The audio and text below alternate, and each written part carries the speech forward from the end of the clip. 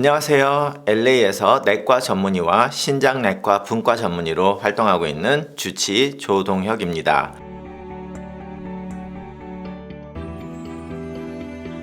오늘은 콩팥병에서 고칼륨 혈증에 대해서 리뷰를 한번 해보겠습니다. 고칼륨 혈증에 대해서 굉장히 많으신 분들이 콩팥병에 대해서 공부를 하다가 오해를 하는 대표적인 포인트가 아닐까 생각이 듭니다. 고칼륨 혈증은 혈액 내 칼륨 수치가 5.0mmol/L 이상으로 상승하는 상태를 말하고요. 말 그대로 혈중 아니니까 피검사로 알 수 있습니다. 이게 왜 중요하냐면 신장 기능이 저하되면 칼륨 배설이 어려워서 만성 콩팥병 환자에서 흔히 발생하는 심각한 합병증을 일으키는 질병이기 때문에 콩팥이 안 좋으신 분들, 특히 투석을 하시는 분들에서는 이 칼륨에 문제가 있으신 분들은 의사가 굉장히 심각하게 말을 하고 잘못하면 사망을 할 수 있기 때문에 거기에 중요성을 말을 많이 하다 보니 유튜브를 통해서 공부를 많이 하시는 분들이 이렇게 무서운 문제가 있으니까 나는 칼륨 조절을 해야 되겠다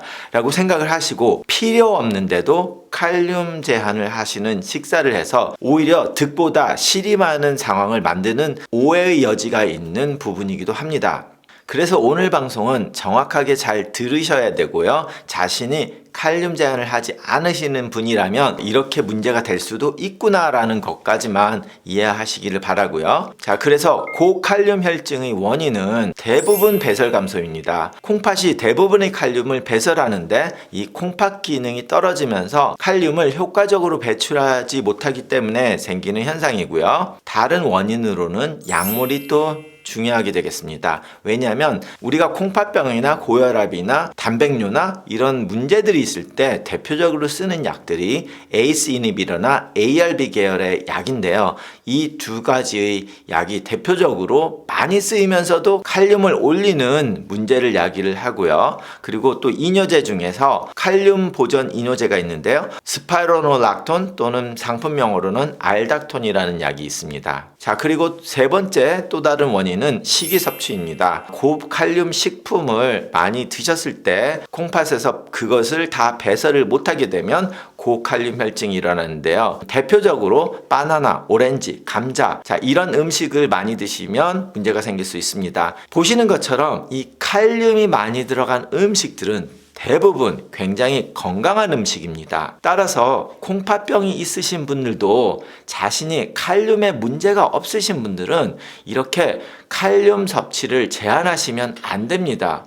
왜냐하면 칼륨 섭취를 하면 이렇게 좋은 음식들을 못 먹기 때문에 칼륨 제한은 칼륨이 높은 문제가 있으신 분들만 제한을 하셔야 됩니다. 네 번째 이유는 안전사고 같은 특정한 일이 있었을 때 생기는 칼륨의 세포 이동입니다. 특히 산증이나 아니면 조직이 붕괴됐을 때, 예를 들어서 횡문근 융해증이나 용혈 이런 것들이 있었을 때 우리 세포가 붕괴되면서 일시적으로 칼륨이 세포 안에 있어야 되는데 세포들이 붕괴가 되면서 안에 있던 칼륨이 바깥으로 나오면서 혈액 속으로 들어가다 보니까 일시적으로 칼륨이 올라가는 그런 일들이 있습니다. 횡문근 융해증이라고 하면 근육이 엄청나게 파괴되거나 마라톤을 달려서 엄청나게 파괴된다든지 아니면 차 사고나 무슨 사고가 나서 이럴 때 칼륨이 일시적으로 올라가는 그런 일들이 있겠습니다. 자, 그래서 이렇게 칼륨이 올라가는 병태생리학적인 면은 어떻게 되냐? 만성 신부전에서 사구체 여과율이 떨어지면서 칼륨 배설이 줄어들어서 생기는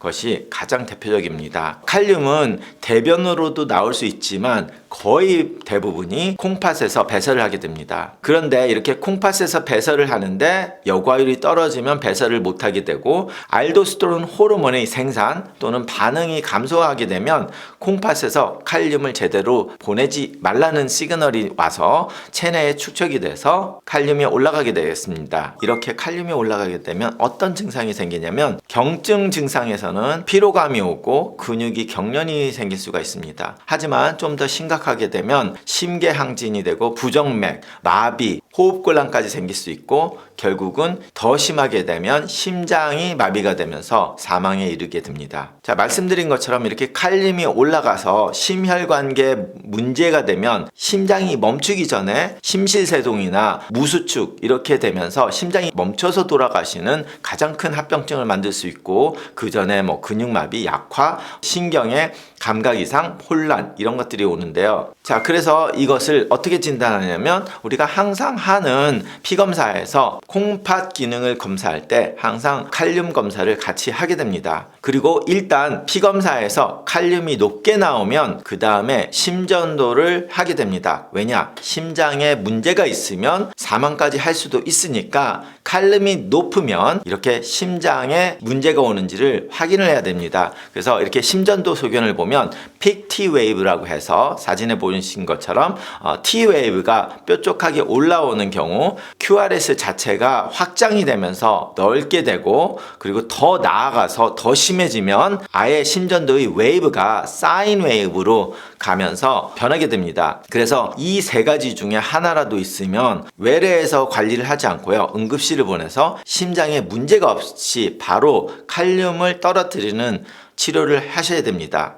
그런데 만약에 심전도 소견이 이런 게 없었다면 외래에서 좀 더 자주 피검사를 하면서 약물 치료를 해서 내릴 수도 있고요. 그래서 치료를 어떻게 하냐? 가장 중요한 것은 칼륨이 얼마나 높았냐, 그리고 칼륨이 너무 높았을 때는 즉각적인 치료가 필요하고요. 이렇게 심전도에 이상이 오면서 심장에 무리가 왔다면 바로 응급실에서 심장막의 안정화를 하게 됩니다. 그래서 그 안정화를 위해서 혈관 내로 칼슘 글루코네이트를 투여를 하고요. 혈액 안에 있는 칼륨을 일시적이나마 세포로 이동을 시켜서 칼륨을 바로 떨어뜨려야 됩니다. 벌써 심장에 문제가 왔기 때문에. 그래서 그것을 어떻게 하냐? 인슐린과 포도당을 같이 주면서 인슐린이 칼륨을 세포 안으로 이동시키는 그런 역할을 하기 때문에 당뇨가 없어도 인슐린을 드리면 저혈당이 빠지니까 포도당을 투여를 하면서 인슐린을 하게 됩니다. 그러면 칼륨이 일시적으로 세포 안에 들어가고, 그리고 더 나아가서 베타 항진제, 알뷰테롤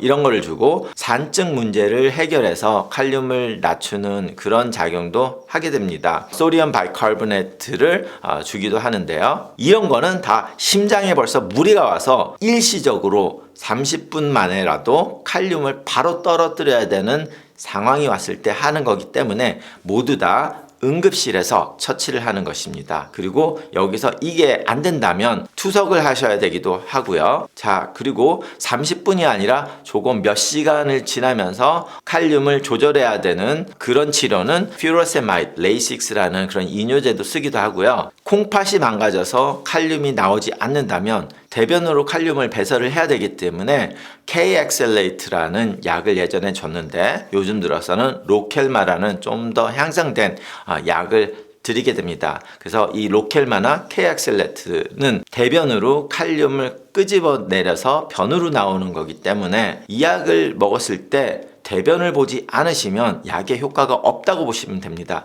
그래서 변비가 있으신 분들은 이 약과 설사약을 같이 줘서 설사를 하게 유도를 합니다. 자, 이것이 이제 급성으로 우리가 문제가 생겼을 때 하는 치료 요법들이고요. 만성적인 관리는 당연히 환자가 식이 제한을 하셔야 합니다. 그래서 저칼륨 식이를 하시라고 하시는데, 자, 말씀드린 것처럼 칼륨에 문제가 있으신 분만 저칼륨 식이를 하셔야 되는 거고, 아무리 콩팥 문제가 있더라고 하셔더라도 만성 콩팥병 3기, 4기, 5기 투석 환자라고 하더라도 칼륨에 문제가 없으신 분들은 굳이 저칼륨 식이를 하실 필요는 없습니다. 제 환자분 중에 한 분이 투석을 하시는 분이 있는데요. 투석을 하기 전에는 칼륨이 높아서 저칼륨 식이를 하셨는데, 그러면서 몇 년이 지나면서 식사도 조절하시고 투석을 하시니까 바로 칼륨이 떨어지죠. 그러니까 저칼륨 식이를 굳이 안 하셔도 되는 상황이 돼서 지금은 저칼륨 식이를 하지 말라고, 오히려 칼륨이 너무 떨어지는 경우들이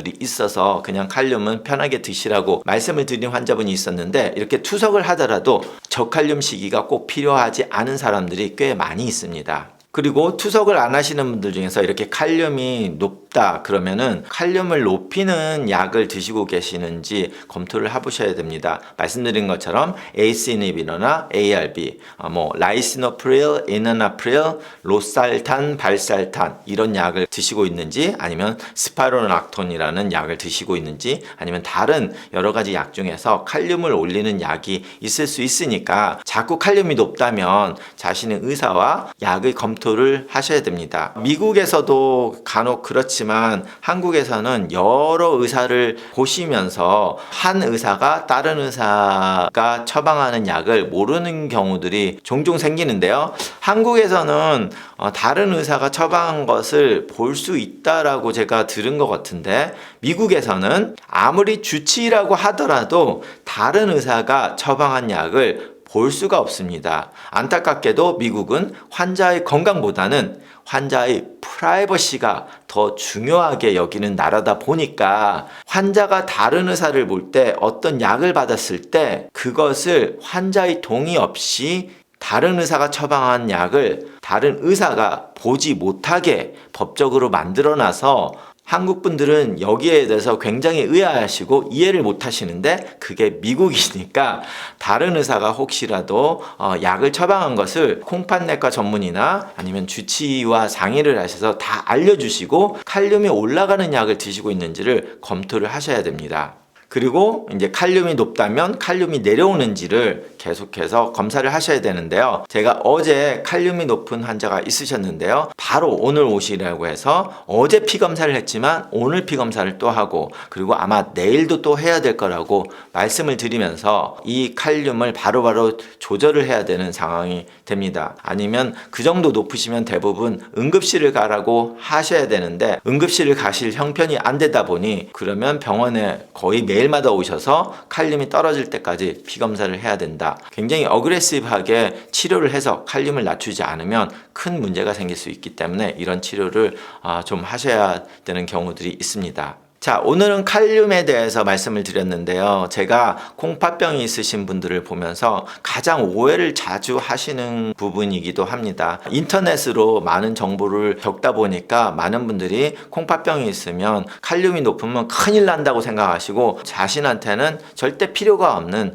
저칼륨 식사를 하시면서 오히려 자신한테 좋은 음식을 다 포기를 하게 되는 그런 상황이 많아서 좀 이야기를 하게 됐는데요. 이야기를 하다 보니까 칼륨이 가져오는 문제를 말하다 보면 이렇게 심각한 문제가 있다 보니까 사람들이 오히려 그 심각한 것만 생각하면서 자신은 필요 없는데 저칼륨 식사를 하시는 분들, 다시 한번 자신의 의사와 자신이 칼륨을 제한해야 되는 사람인지 확인하시고 거기에 적절한 치료를 하시기 바라고요. 그리고 만성 콩팥병이신 모든 분들은 이런 칼륨 문제가 있다는 것은 아시고, 만약에라도 추후에 자신의 의사가 칼륨 제한을 해야 된다고 말씀을 하시면 그 이유가 여기 있다고 말씀을 드리는 강의였습니다. 감사합니다.